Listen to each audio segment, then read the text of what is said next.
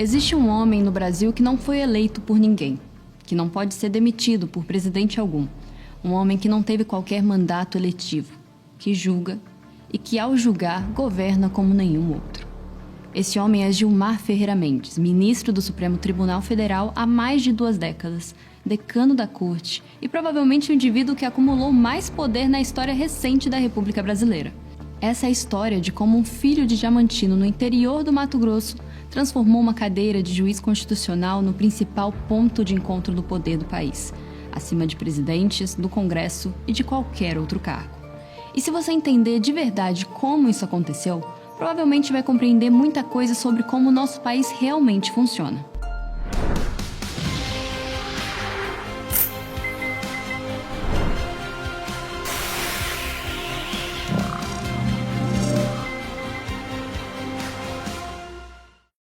Julho de 2008. Daniel Dantas, o banqueiro dono da Opportunity, é preso pela Polícia Federal na Operação Satyagraha. O problema dele era a primeira instância, o juiz de primeira instância, que na segunda instância, nas cortes superiores, ele já teria um esquema montado para comprar as decisões. Isto está claro, registrado nos anais do inquérito policial e da ação que deu a condenação desse banqueiro Daniel Dantas. A Justiça Federal decidiu hoje acolher as denúncias contra o banqueiro Daniel Dantas. A reportagem é de César Tralli. Com base nas acusações, o juiz federal Fausto de Santos decidiu que Daniel Dantas volta ao banco dos réus. Agora, pelos crimes de formação de quadrilha, gestão fraudulenta de instituição financeira, evasão de divisas e lavagem de dinheiro. A operação foi conduzida por um delegado da PF, autorizada por um juiz federal e referendada pelo Ministério Público. Gilmar Mendes, presidente do Supremo, intervém. Em menos de 24 horas, concedeu um habeas corpus e mandou soltar Dantas. O juiz que decretou a prisão, Fausto de Santos, não aceitou. Com base em fatos novos, expediu uma segunda ordem de prisão. Gilmar respondeu com um segundo habeas corpus, em menos de 48 horas. E foi além, determinou um envio de cópias da decisão aos órgãos correcionais do Judiciário. 2 prisões, 2 libertações, 2 dias. 42 procuradores da República assinaram uma carta aberta à sociedade declarando, abre aspas, dia de luto para as instituições democráticas.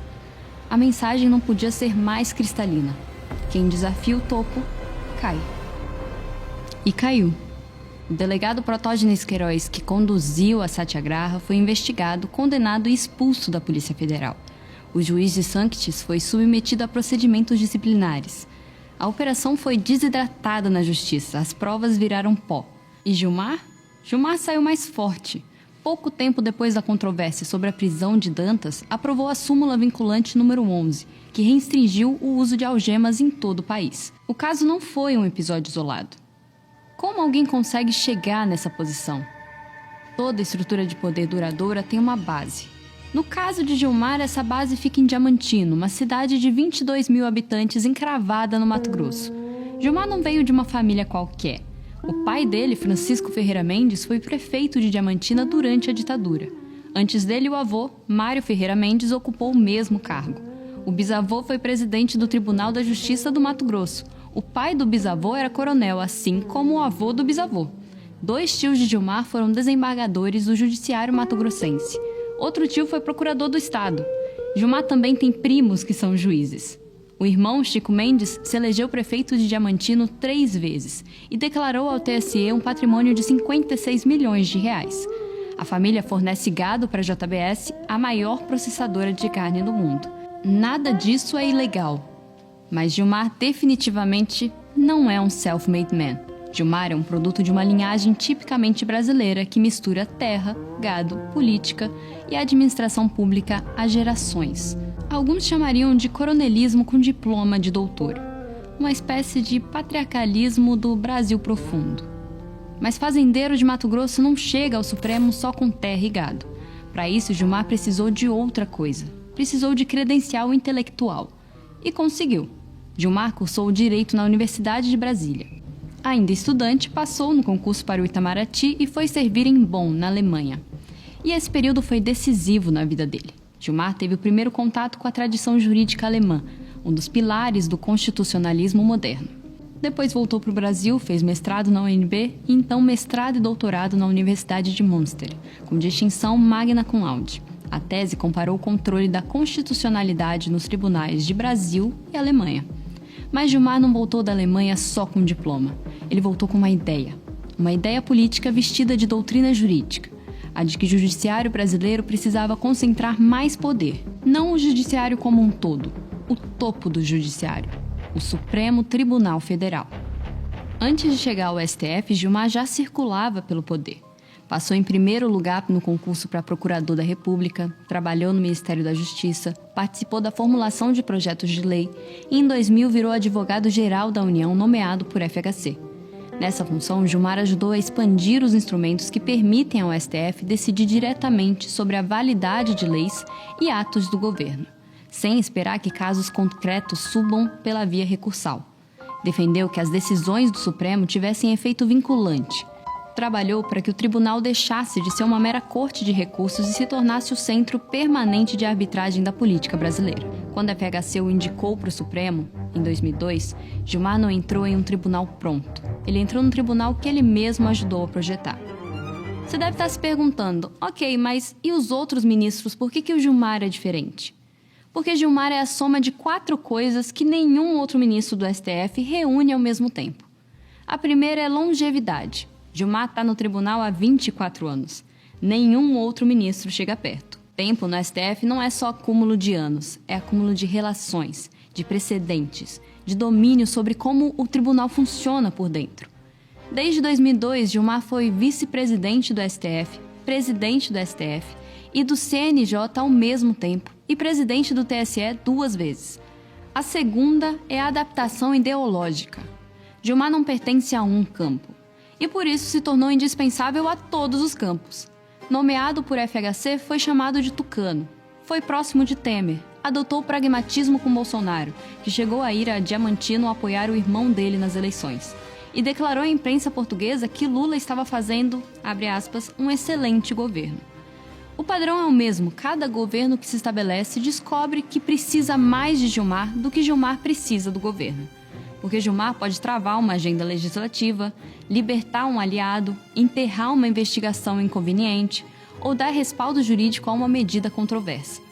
Mas a lista não termina aí.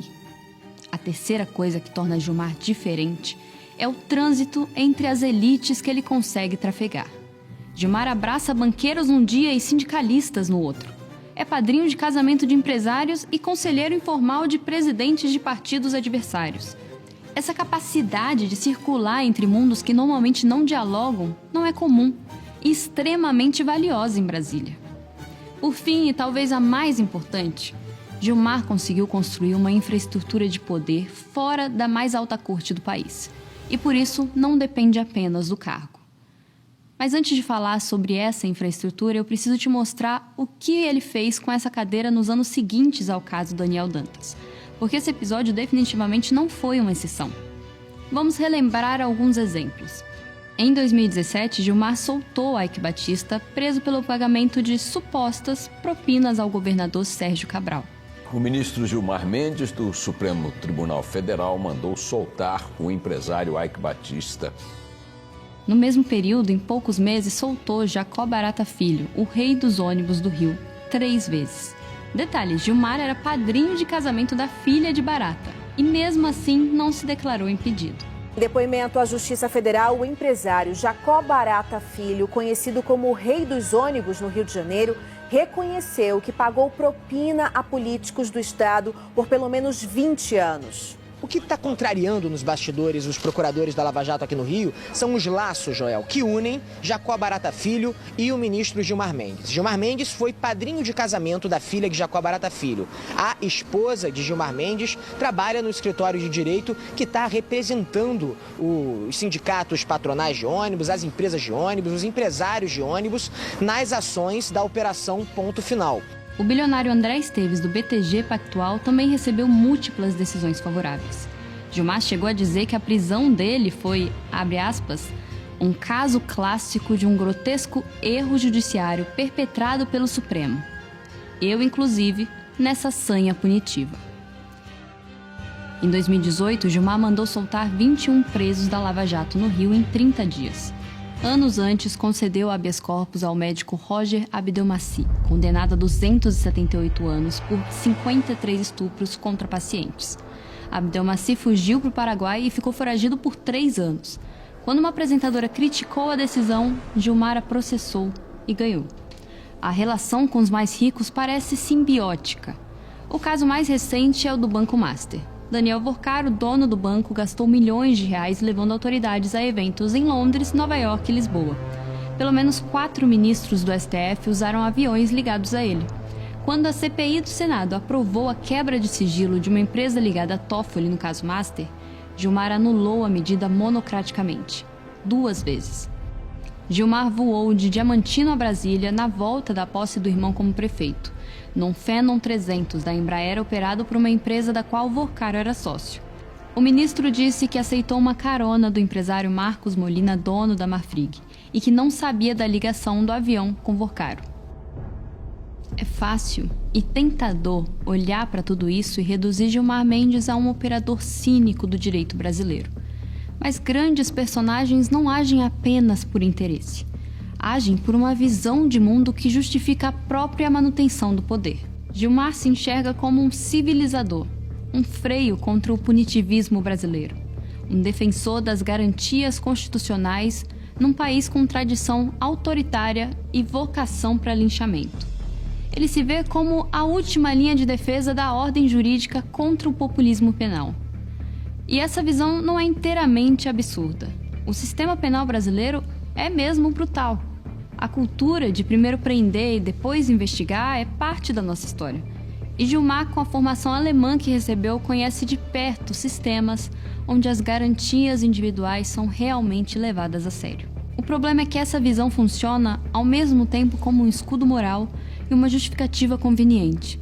Ela permite que o mesmo homem que defende garantias constitucionais faça isso de maneira seletiva, sempre a favor de quem tem os recursos necessários para bater na porta do gabinete dele. A garantia é universal na teoria e personalíssima na prática. E quando alguém aponta essa contradição, a resposta costuma vir embalada em doutrina constitucional comparada.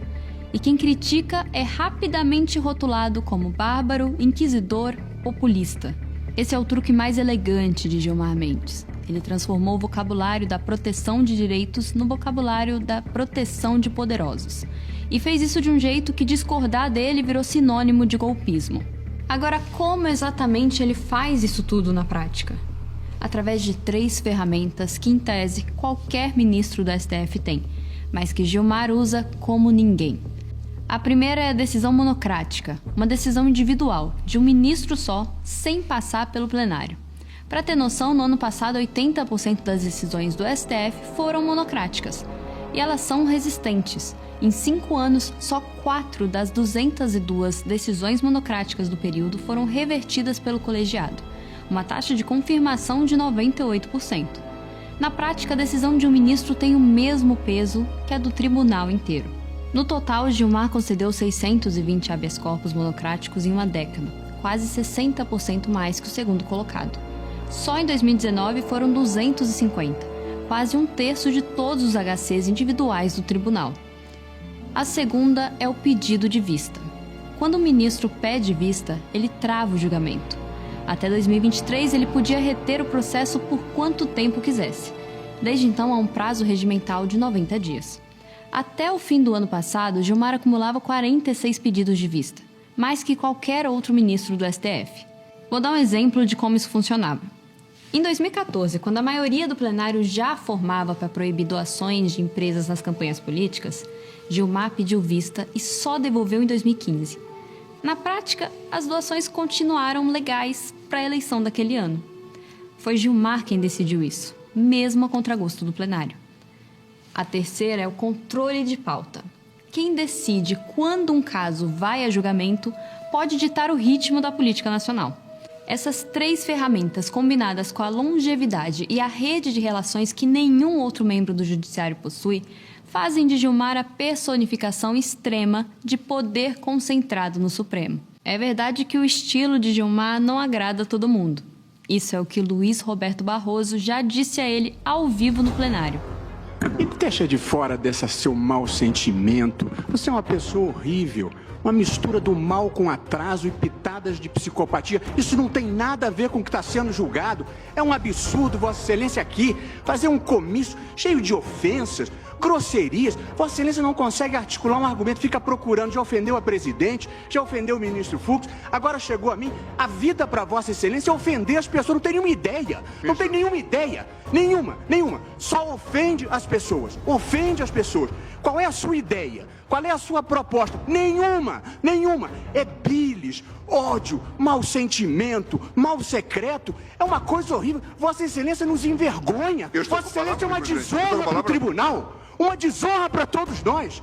Um temperamento agressivo, grosseiro, rude. É péssimo isso. Vossa Excelência sozinho desmoraliza o tribunal. É muito ruim. É muito penoso para todos nós. Temos que conviver com Vossa Excelência aqui. Não tem ideia, não tem patriotismo, está sempre atrás de algum interesse que não é o da justiça. Uma coisa horrorosa, uma vergonha, um constrangimento. É muito feio isso. Isso é um Supremo Tribunal Federal. E isso foi o que Joaquim Barbosa disse. Vossa Excelência está destruindo a justiça desse país e vem agora dar lição de moral em mim.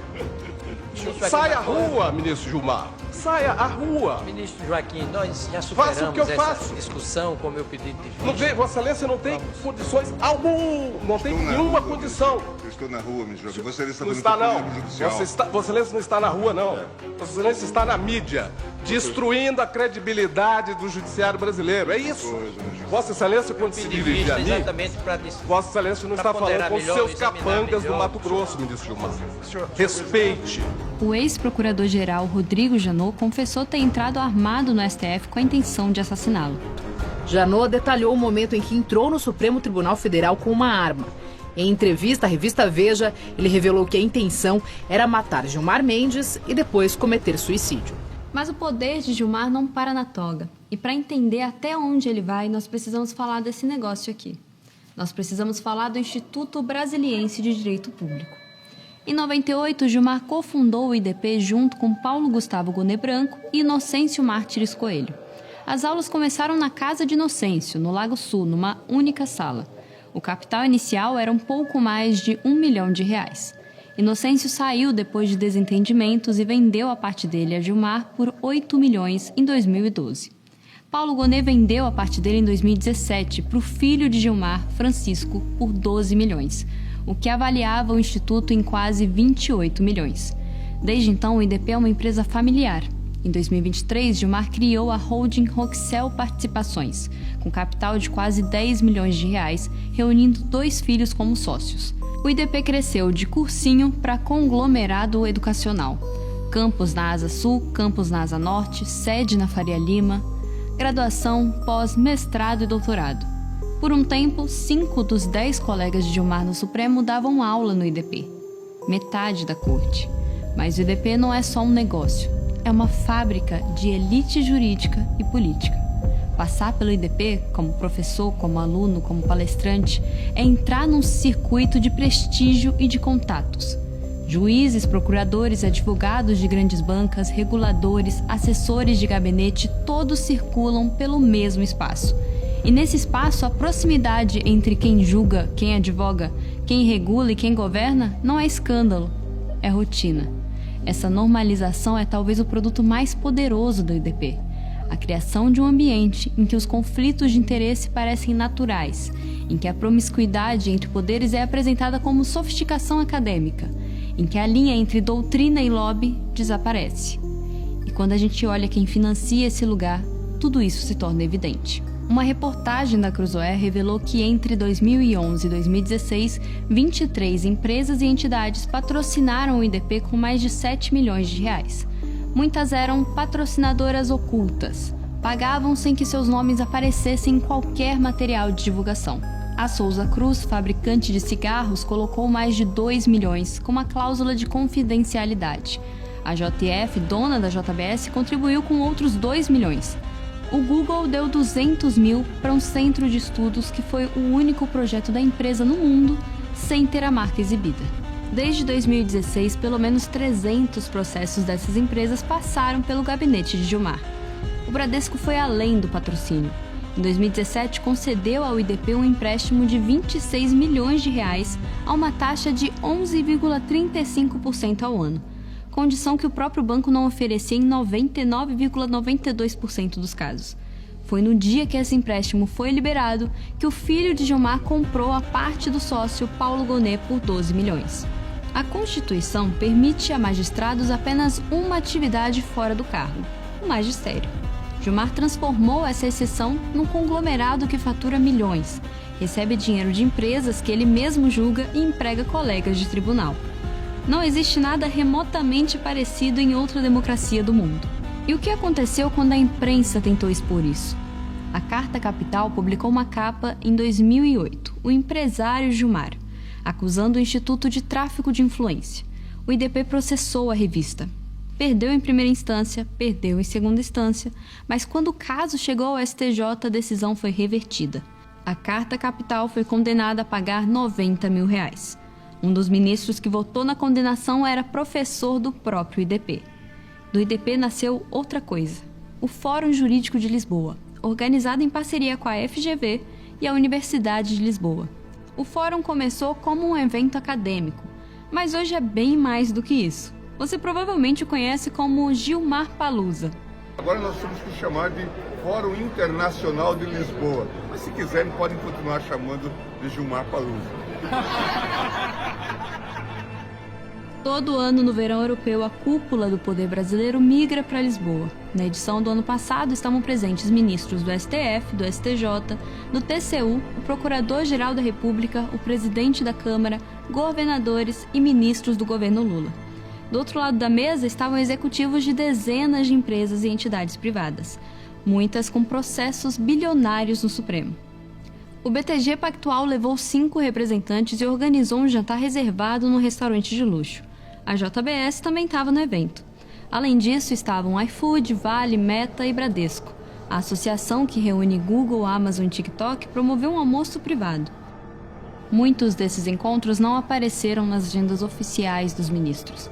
Parte da conta é paga com dinheiro público. Em 2024, foram pelo menos 1,3 milhão de reais em diárias e passagens, incluindo jatinhos da FAB para os presidentes da Câmara e do Senado. A Transparência Internacional classificou o fórum como o maior evento de lobby judicial do planeta. Gilmar criou um espaço onde julgadores e julgados convivem a milhares de quilômetros do Brasil, sem as amarras e a vigilância de Brasília. É o balcão onde ministros interagem com os comandantes corporativos do país.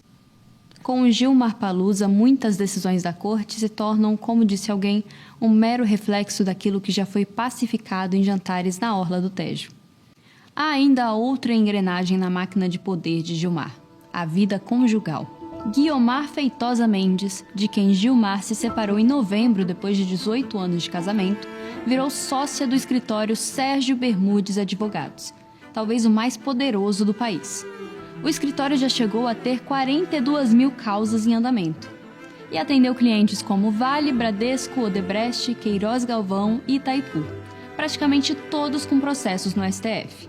Nos bastidores de Brasília, Guiomar chegou a ser chamada de 12ª ministra do Supremo.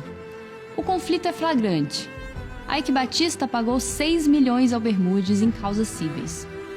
Gilmar concedeu habeas corpus para Eike na esfera criminal. O procurador-geral Rodrigo Janot pediu impedimento, mas Gilmar recusou. A FEComércio do Rio patrocinava eventos do IDP e era representada pelo Bermudes no recurso do STF, do qual Gilmar era relator. Em maio de 2018, a Receita Federal produziu um relatório sobre Gilmar e Guiomar. Um sistema automatizado filtrou 800 mil CPFs de agentes públicos e reduziu a 133 com interesse fiscal prioritário. O casal estava na lista. Os achados foram pesados. Variação patrimonial de quase 700 mil reais, sem explicação em nome do ministro. E a conclusão sobre Guiomar: indícios de lavagem de dinheiro com valores recebidos sem correspondência na contabilidade do escritório. O Bermudes declarou ter distribuído 40 mil reais a Guiomar em 2016. Ela declarou à Receita ter recebido 2,7 milhões, quase 70 vezes mais. A movimentação total do casal naquele ano foi superior aos 17 milhões de reais. A reação de Gilmar foi imediata. Antes mesmo da imprensa publicar, mandou ofício a Toffoli pedindo providências urgentes. Declarou que, abre aspas, a Receita não pode ser convertida numa Gestapo ou num organismo de pistolagem de juízes. Toffoli mandou ofícios ao ministro da Economia, à PGR e ao secretário da Receita. Em 3 dias, a Receita emitiu nota dizendo que não havia procedimento de fiscalização, que as expressões sobre crimes eram erro no preenchimento. Alexandre de Moraes completou o serviço, suspendeu todos os procedimentos investigatórios e afastou os auditores que assinaram o relatório. Em fevereiro desse ano, a Polícia Federal foi atrás de 4 servidores da Receita por acesso a dados fiscais de familiares de Gilmar. Tornozeleira eletrônica, cancelamento de passaporte e recolhimento noturno. Presta atenção no que aconteceu. Os investigadores foram investigados, os fiscais foram fiscalizados, os auditores foram auditados. E quem era o objeto original da apuração saiu ileso. Enquanto isso, o patrimônio de Gilmar segue crescendo. Casa no Lago Norte, à beira do Paranoá, apartamento na Asa Norte, fazendas de 7.200 hectares no Mato Grosso, 6 empresas, apartamento no Príncipe Real em Lisboa, uma das regiões mais nobres de Portugal. A CBF é outro bom exemplo de como Gilmar opera. Em agosto de 2023, o IDP assinou um contrato de 10 anos com a Confederação Brasileira de Futebol para gerir a CBF Academy, o braço educacional que oferece cursos obrigatórios para treinadores, árbitros e gestores. O contrato entregava ao IDP 84% da receita, que gerou quase 10 milhões de reais em 2023. O filho de Gilmar, Francisco, era um dos signatários. Pelo menos 6 pessoas ligadas ao IDP ganharam postos na direção da CBF. Meses depois, o Tribunal de Justiça do Rio afastou Edinaldo Rodrigues da presidência da CBF, por unanimidade. O que fez Edinaldo? Bateu na porta de Gilmar. No início de 2024, Gilmar concedeu liminar recolocando Edinaldo no cargo. Mas meses depois, o cenário virou. Gilmar não afastou Edinaldo diretamente, mas emitiu despacho remetendo as denúncias de volta à primeira instância, ordenando investigação imediata e urgente. O recado foi entendido. Sem a proteção do decano, Edinaldo caiu no mesmo dia. Esse é o padrão. Gilmar não precisa te derrubar. Ele só precisa parar de te segurar. Com tudo isso, você pode se perguntar: ninguém nunca tentou fazer alguma coisa? Tentaram. Gilmar chegou a ser o ministro do STF com mais pedidos de impeachment. Foram 18 entre 2015 e 2020. Uma petição online juntou quase 2 milhões de assinaturas contra Gilmar. Uma pesquisa de 2018 mostrou que 84% dos brasileiros tinham uma visão desfavorável dele. Nenhum pedido foi adiante no Senado. Em dezembro do ano passado, Gilmar suspendeu monocraticamente partes da lei de impeachment de 1950, elevando o quórum para processar ministros do STF de 41 para 54 votos. Ou seja, ele mudou as regras do próprio julgamento. No fim, as instituições que deveriam fiscalizar Gilmar estão neutralizadas. A PGR é chefiada pelo cofundador da IDP. A CNJ, Gilmar já presidiu. O Senado nunca apreciou um impeachment. A Receita aprendeu a não investigar. E quem ousa fiscalizá-lo, paga o preço. O jornalista Rubens Valente publicou um livro sobre o poder no Brasil. Gilmar processou. O jornalista foi condenado a pagar indenização e obrigado a inserir acórdãos em edições futuras. A Associação Brasileira de Jornalismo Investigativo fez campanha de arrecadação para ajudá-lo. O caso virou símbolo do efeito inibidor que a máquina judicial exerce sobre quem tenta fiscalizar o poder. Certa vez, quando o repórter da Folha perguntou quem custeou as suas passagens para Lisboa, Gilmar respondeu: "Devolva essa pergunta a seu editor, manda ele enfiar isso na bunda." Tudo isso tem um preço, não para Gilmar, para o país. O que acontece com a democracia quando atores econômicos percebem que é mais eficiente investir na relação com o ministro do Supremo do que no Congresso? Eles param de fazer lobby legislativo e passam a fazer lobby judicial. A política se desloca do parlamento para o gabinete, e o parlamento esvaziado perde relevância. O que acontece com a segurança jurídica quando uma decisão bilionária depende da caneta de um único homem, que pode travar o julgamento e devolver quando quiser? Empresas param de calcular risco jurídico e passam a calcular risco relacional. O que importa não é o que diz a lei, é quem você conhece no tribunal. O que acontece com a confiança pública quando conflitos de interesse deixam de gerar escândalo e viram rotina? As pessoas param de se indignar. Esse é o estrago mais profundo. Não são as decisões individuais. É a erosão silenciosa da ideia de que a justiça é imparcial. Quando um país inteiro aceita que o julgador janta com o julgado, que o tribunal é financiado por quem ele julga, que o investigador é punido e o investigado é promovido, algo se quebra na estrutura da República que é muito difícil de reconstruir. Gilmar Mendes não vai se aposentar antes de dezembro de 2030. Ou seja, ainda terá alguns anos de poder como decano, com decisões monocráticas, com uma rede que nenhum outro membro do judiciário possui. Até aqui, ele sobreviveu a 6 presidentes da República, às acusações mais graves que um magistrado pode enfrentar, aos insultos mais pesados que um colega de tribunal pode proferir, e a cada crise conseguiu se adaptar. Eu, como sabem, adoro ser desafiado. Lá no meu Mato Grosso, as pessoas dizem: não me convide para dançar, porque eu posso aceitar. Adoro ser desafiado. Me divirto com isso. Gilmar não é uma anomalia. Ele é o resultado de um sistema que foi desenhado para isso. A verdade é que a Constituição de 88 deu poder demais ao Supremo e fiscalização de menos. Gilmar só levou isso às últimas consequências. Construiu uma faculdade que é a antessala do poder, um fórum que é o maior evento de lobby judicial do planeta, uma teia familiar que conecta gabinete, escritório de advocacia e agronegócio. E quando tentam investigar, os investigadores são punidos. Quando tentam empichar, os pedidos são ignorados. Quando tentam mudar as regras, ele muda primeiro. Por isso, o homem mais poderoso do país não é o presidente, deputado ou senador. Ele não governa, ele julga. E ao julgar, decide quem governa, quem é preso, quem é solto, quem avança e quem cai. No vídeo sobre a JBS, eu disse que aquela era uma história sobre corrupção que deu certo. Essa é uma história sobre poder que deu certo. Poder construído tijolo por tijolo. Uma fazenda no Mato Grosso, um doutorado na Alemanha, um cargo na AGU, uma cadeira vitalícia na nossa mais alta corte, um conglomerado educacional, um fórum de lobby em Lisboa, uma esposa no escritório certo, um filho no lugar certo. Nenhum presidente brasileiro conseguiu isso. Nenhum senador. Nenhum empresário. Porque todos eles, em algum momento, podem cair. Em Diamantino, o avô era prefeito. O pai era prefeito, o irmão virou prefeito. Em Brasília, Gilmar é outra coisa. Ele é o sistema. Esse é o homem mais poderoso do Brasil. E ele não precisa prestar satisfação para ninguém.